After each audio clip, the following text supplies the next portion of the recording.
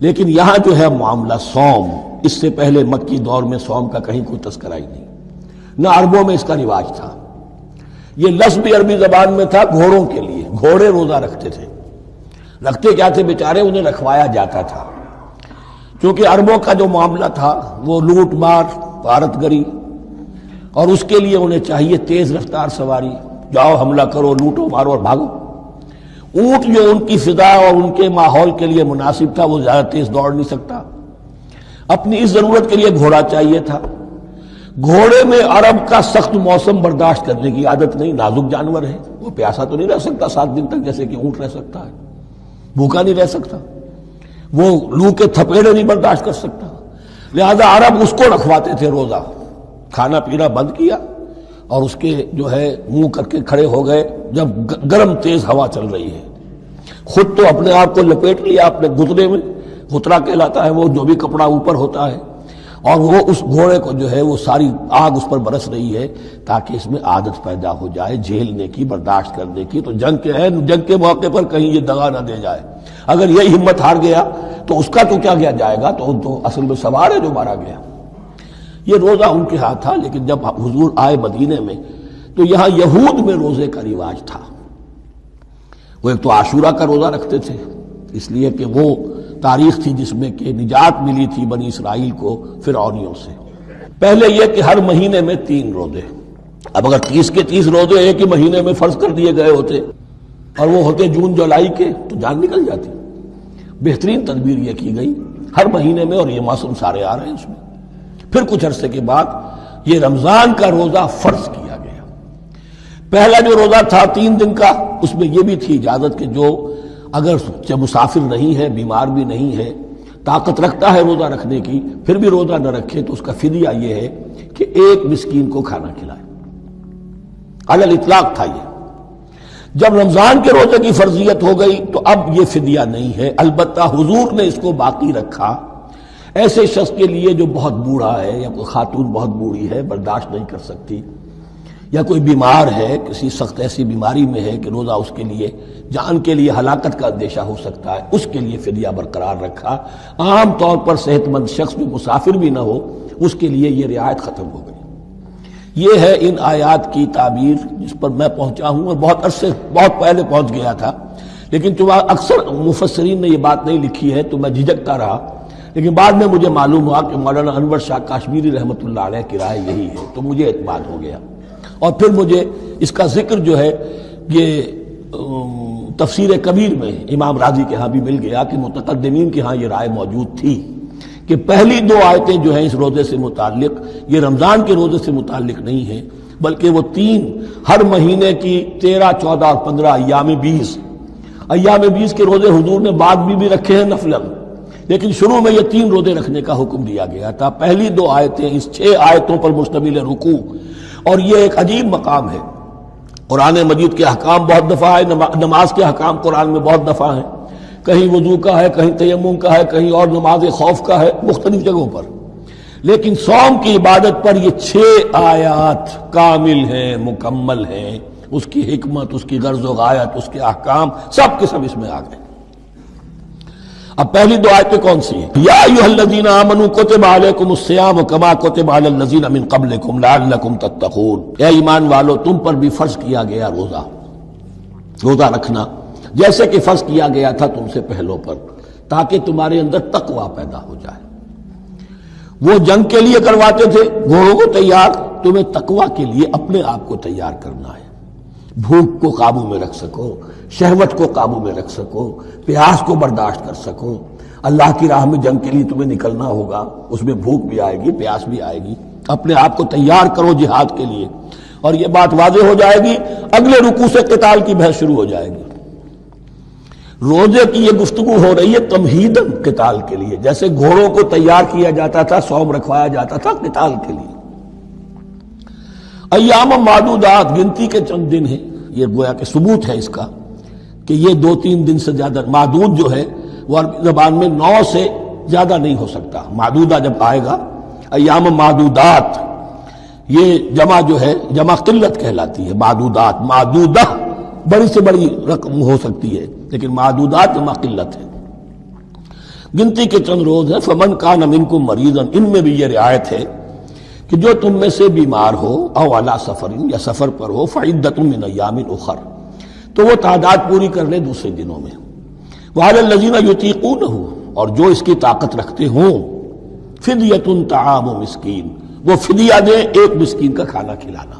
ان آیات کی تفسیر میں جیسا کہ میں نے عرض کیا مفسرین کے بہت سے اقوال ہیں، اب میں اس کی بحث میں نہیں جا سکتا. جو میں نے اپنے مطالعے کے بعد رائے قائم کی ہے میں صرف وہی بیان کر رہا ہوں کہ اس وقت، اور یہ امام راضی کے الفاظ ہیں کہ یہ فرضیت الگ تعیین نہیں تھی بلکہ الگ تخییر تھی. فرض تو ہے روزہ، لیکن اس کا بدل بھی دیا جا رہا ہے، اگر تم نہیں رکھنا چاہتے تو تم ایک مسکین کو کھانا کھلا دو. تو گویا کہ تدریجاً انہیں لانا تھا کیونکہ اس بات کے وہ پہلے سے عادی نہیں تھے. فمن تطوع خیرا فهو خیر اللہ، اور جو اپنی جی سے اپنی مرضی سے خیر کرنا چاہے تو اس کے لیے خیر ہے، روزہ بھی رکھے اور مسکین کو کھانا بھی کھلائے، دونوں کام کرے تو اس میں کوئی رکاوٹ تو نہیں، اس کے لیے بہتر ہوگا.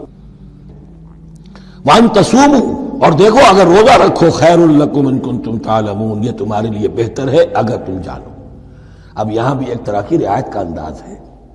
اب آ رہی ہیں دو آیتیں جو خاص رمضان کے روزے سے متعلق ہیں، حکمت اور غرض و غایت. پھر ایک آیت طویل آئے گی احکام، اور پھر ایک آیت آئے گی لٹمس ٹیسٹ. یہ 6 آیتیں. شہر رمضان الذی انزل فیہ القرآن، رمضان کا مہینہ وہ ہے جس میں قرآن نازل کیا گیا. ھدی للناس وبینات من الھدی والفرقان، لوگوں کے لیے ہدایت، اور ہدایت کی بھی روشن بینات باتیں، والفرقان، اور حق و باطل میں فرق کر دینے والی چیز. فمن شہد منکم الشہر، تو جو کوئی بھی پائے اس مہینے کو، یا جو شخص بھی مقیم ہو اس مہینے میں، مسافر نہ ہو، فلیصم، اس پر لازم ہے کہ روزہ رکھے. اب وہ وجوب علی التخییر ختم ہو گیا، اب وجوب علی التعیین، اب یہ لازم ہے، یہ رکھنا ہے. ایک رعایت باقی رکھی، ومن کان مریضا او علی سفر فعدۃ من ایام اخر، جو بیمار ہے یا یہ کہ سفر پر ہے وہ تعداد پوری کر لے دوسرے دنوں میں. یرید اللہ بکم الیسر ولا یرید بکم العسر، اللہ تمہارے ساتھ آسانی چاہتا ہے، سختی نہیں چاہتا. یہ لوگ اپنے اوپر سختیاں جھیلتے ہیں، شدید جو ہے سفر کے اندر بھی روزہ رکھے ہوئے، حالانکہ یہاں اجازت دی ہوئی ہے. یہ بلکہ حضور نے ایک مرتبہ ایک سفر میں کافی سرزنش کی. کچھ ایک جہاد اور قتال پہ نکلے تھے، لیکن کچھ لوگوں نے اس سفر میں بھی روزہ رکھ لیا. نتیجہ یہ ہوا کہ سفر کے بعد جہاں منزل میں اب جا کر خیمے لگانے تھے وہ نڈھال ہو کر گر گئے. جن لوگوں کا روزہ نہیں تھا انہوں نے پھر وہ خیمے لگائے، منزل کا کام کیا. تو حضور نے فرمایا کہ لیس من البر الصیام فی السفر، روزے رمضان اس میں سفر میں روزہ رکھنا کوئی نیکی کا کام نہیں ہے.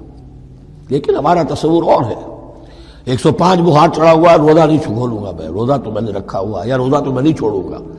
حالانکہ جہاں رعایت اللہ کی ہے اس رعایت سے فائدہ نہ اٹھانا ایک طرح کا کفران نعمت ہے.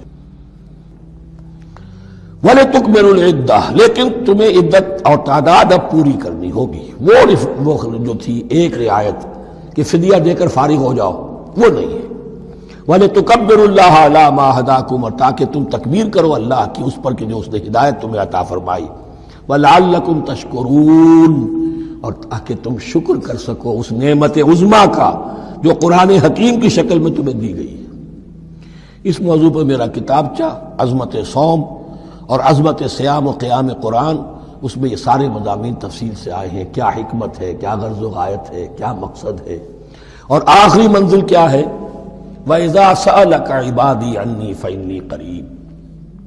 مطلوب تو یہ ہے کہ تمہارا جو یہ جسم حیوانی ہے یہ کچھ کمزور پڑے، روح ربانی جو تم میں پھونکی گئی ہے اسے تقویت حاصل ہو. دن میں روزہ رکھو، اس حیوانی وجود کو ذرا کمزور کرو، دباؤ اس کے تقاضوں کو. رات کو کھڑے ہو جاؤ، اللہ کا کلام سنو اور پڑھو تاکہ تمہاری روح کی آبیاری ہو، اس پر حیات، آب حیات کا ترشح ہو. نتیجہ کیا نکلے گا؟ تمہارے اپنے اندر سے ایک پیاس ابھرے گی. وَإِذَا سَأَلَكَ عِبَادِي عَنِّي فَإِنِّي قَرِيبٌ، تقرب الی اللہ کا جذبہ پیدا ہوگا.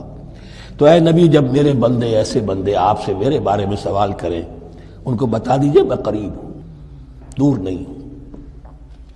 یہ حقوق انسانی کا میرے نزدیک دنیا میں سب سے بڑا میگنا کارٹا ہے۔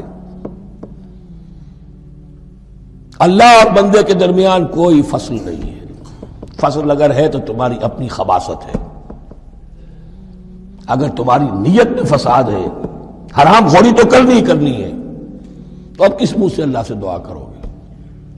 پھر جاؤ گے کسی پیر کے پاس، آپ دعا کر دیجئے، یہ نذرانہ حاضر ہے؟ یہ طریقہ کیا ہے؟ انسان کا نفس حائل ہے اور کوئی نہیں، ورنہ ہم تو مائل بے کرم ہیں، کوئی سائل ہی نہیں، راہ دکھنا ہے کسی رہنمی منزل ہی نہیں، کوئی پوپ نہیں، کوئی پنڈت نہیں، کوئی پادری نہیں، کوئی پیر نہیں، کوئی نہیں، جب چاہو اللہ سے ہم کلام ہو جاؤ، اس سے بڑا حق کیوں خالق و مخلوق میں حائل رہے پردے؟ پیران کلیسا کو کلیسا سے اٹھا دو۔